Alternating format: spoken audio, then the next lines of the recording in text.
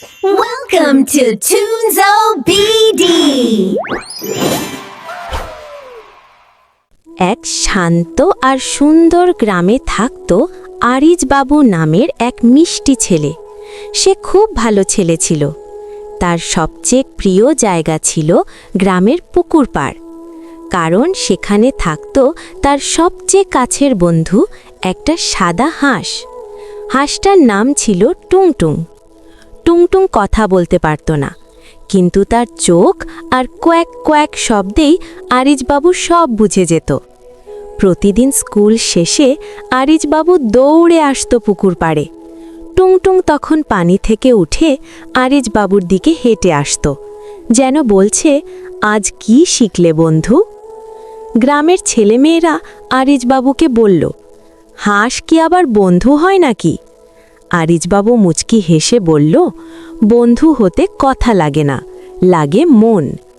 একদিন হঠাৎ টুংটুং সাঁতার কাটতে গিয়ে পুকুরে কচুরি পানায় জড়িয়ে পড়ল। সে ছটফট করতে লাগল। সেই দৃশ্য দেখে আরিজবাবু ভয় পেল না।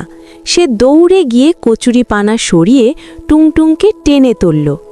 টুংটুং ডানা ঝাপটিয়ে আরিজবাবুর পাশে এসে দাঁড়িয়ে তাকে বলল, ধন্যবাদ বন্ধু। আরেকদিন বিকেলে আরিজবাবু পুকুর পাড়ে খেলছিল। মাটি ভেজা ছিল। হঠাৎ সে পিছলে পড়ে গেল গভীর পানির দিকে।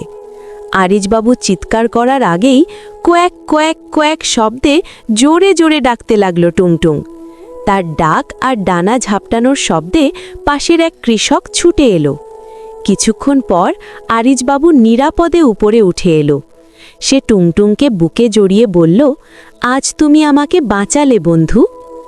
সেদিন থেকে পুরো গ্রাম বুঝে গেল, হাঁস শুধু পাখি না, সে আরিজবাবুর বন্ধুও বটে। বন্ধুরা, আজ আমরা কি শিখলাম জানো? আমরা শিখলাম, বন্ধুত্ব মানে শুধু খেলা না, একে অন্যকে আগলে রাখা আর বিপদে একে অন্যকে সাহায্য করা।